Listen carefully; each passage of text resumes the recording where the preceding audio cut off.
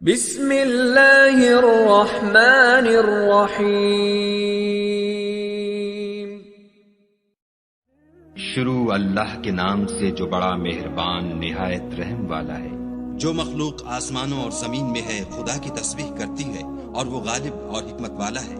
آسمانوں اور زمین کی بادشاہی اسی کی ہے، وہی زندہ کرتا اور مارتا ہے اور وہ ہر چیز پر قادر ہے۔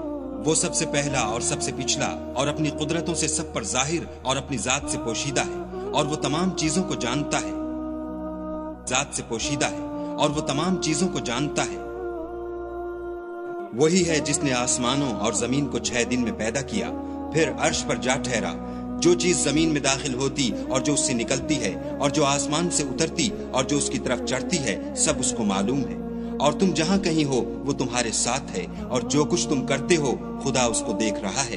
آسمانوں اور زمین کی بادشاہی اسی کی ہے اور سب امور اسی کی طرف رجوع ہوتے ہیں۔ وہی رات کو دن میں داخل کرتا اور دن کو رات میں داخل کرتا ہے، اور وہ دلوں کے بھیدوں تک سے واقف ہے۔ تو خدا پر اور اس کے رسول پر ایمان لاؤ، اور جس مال میں اس نے تم کو اپنا نائب بنایا ہے اس میں سے خرچ کرو۔ جو لوگ تم میں سے ایمان لائے اور مال خرچ کرتے رہے ان کے لیے بڑا ثواب ہے۔ اور تم کیسے لوگ ہو کہ خدا پر ایمان نہیں لاتے، حالانکہ اس کے پیغمبر تمہیں بلا رہے ہیں کہ اپنے پروردگار پر ایمان لاؤ، اور اگر تم کو باور ہو تو وہ تم سے اس کا عہد بھی لے چکا ہے۔ وہی تو ہے جو اپنے بندے پر واضح المطالب آیتیں نازل کرتا ہے تاکہ تم کو اندھیروں میں سے نکال کر روشنی میں لائے۔ بے شک خدا تم پر نہایت شفقت کرنے والا اور مہربان ہے۔ اور تم کو کیا ہوا ہے کہ خدا کے رستے میں خرچ نہیں کرتے، حالانکہ آسمانوں اور زمین کی وراثت خدا ہی کی ہے۔ جس شخص نے تم میں سے فتح مکہ سے پہلے خرچ کیا اور لڑائی کی، وہ اور جس نے یہ کام پیچھے کیے وہ برابر نہیں۔ ان کا درجہ ان لوگوں سے کہیں بڑھ کر ہے جنہوں نے بعد میں خرچ اموال اور کفار سے جہاد و قتال کیا۔ اور خدا نے سب سے ثواب نیک کا وعدہ تو کیا ہے، اور جو کام تم کرتے ہو خدا ان سے واقف ہے۔ کون ہے جو خدا کو نیت نیک اور خلوص سے قرض دے تو وہ اس کو اس سے دگنا ادا کرے، اور اس کے لیے عزت کا صلہ یعنی جنت ہے۔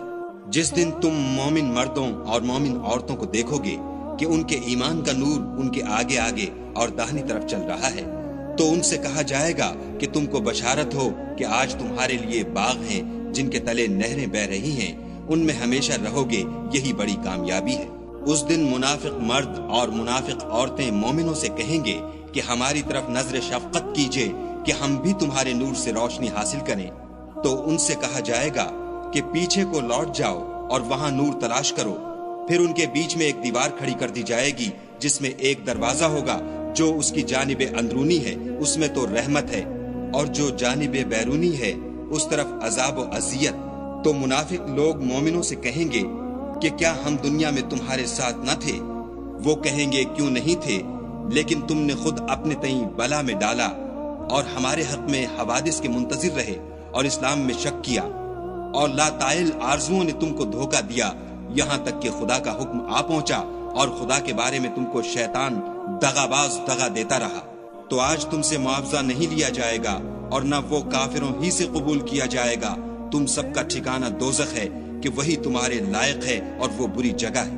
کیا ابھی تک مومنوں کے لیے اس کا وقت نہیں آیا کہ خدا کی یاد کرنے کے وقت اور قرآن جو خدائے برحق کی طرف سے نازل ہوا ہے اس کے سننے کے وقت ان کے دل نرم ہو جائیں، اور وہ ان لوگوں کی طرح نہ ہو جائیں جن کو ان سے پہلے کتابیں دی گئی تھیں، پھر ان پر زمانے طویل گزر گیا تو ان کے دل سخت ہو گئے اور ان میں سے اکثر نافرمان ہیں۔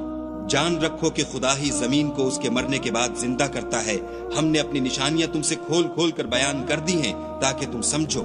جو لوگ خیرات کرنے والے ہیں، مرد بھی اور عورتیں بھی، اور خدا کو نیت نیک اور خلوص سے قرض دیتے ہیں، ان کو 2 چند ادا کیا جائے گا اور ان کے لیے عزت کا صلہ ہے۔ اور جو لوگ خدا اور اس کے پیغمبروں پر ایمان لائے، یہی اپنے پروردگار کے نزدیک صدیق اور شہید ہیں، ان کے لیے ان کے اعمال کا صلہ ہوگا اور ان کے ایمان کی روشنی۔ اور جن لوگوں نے کفر کیا اور ہماری آیتوں کو جھٹلایا وہی اہل دوزخ ہیں۔ جان رکھو کہ دنیا کی زندگی محض کھیل اور تماشا اور زینت و آرائش اور تمہارے آپس میں فخر و ستائش اور مال و اولاد کی ایک دوسرے سے زیادہ طلب و خواہش ہے۔ اس کی مثال ایسی ہے جیسے بارش کہ اس سے کھیتی اگتی اور کسانوں کو کھیتی بھلی لگتی ہے، پھر وہ خوب زور پر آتی ہے، پھر اے دیکھنے والے تو اس کو دیکھتا ہے کہ پک کر زرد پڑ جاتی ہے، پھر چورا چورا ہو جاتی ہے، اور آخرت میں کافروں کے لیے عذاب شدید اور مومنوں کے لیے خدا کی طرف سے بخشش اور خوشنودی ہے، اور دنیا کی زندگی تو متاع فریب ہے۔ بندو اپنے پروردگار کی بخشش کی طرف اور جنت کی طرف، جس کا عرض آسمان اور زمین کے عرض کا سا ہے، اور جو ان لوگوں کے لیے تیار کی گئی ہے جو خدا پر اور اس کے پیغمبروں پر ایمان لائے ہیں، لپکو۔ یہ خدا کا فضل ہے جسے چاہے عطا فرمائے، اور خدا بڑے فضل کا مالک ہے۔ کوئی مصیبت ملک پر اور خود تم پر نہیں پڑتی مگر پیشتر اس کے کہ ہم اس کو پیدا کریں، ایک کتاب میں لکھی ہوئی ہے، اور یہ کام خدا کو آسان ہے، تاکہ جو مطلب تم سے فوت ہو گیا ہو اس کا غم نہ کھایا کرو، اور جو تم کو اس نے دیا ہو اس پر اترایا نہ کرو، اور خدا کسی اترانے اور شیخی بگھارنے والے کو دوست نہیں رکھتا۔ جو خود بھی بخل کریں اور لوگوں کو بھی بخل سکھائیں، اور جو شخص روح گردانی کرے تو خدا بھی بے پرواہ ہے، اور وہی سزاوار حمد و ثنا ہے۔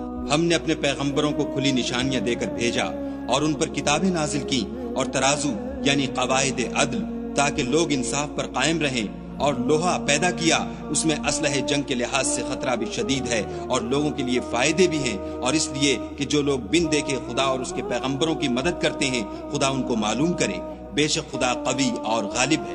اور ہم نے نوح اور ابراہیم کو پیغمبر بنا کر بھیجا، اور ان کی اولاد میں پیغمبری اور کتاب کے سلسلے کو وقتاً فوقتاً جاری رکھا، تو بعض تو ان میں سے ہدایت پر ہیں اور اکثر ان میں سے خارج از اطاعت ہیں۔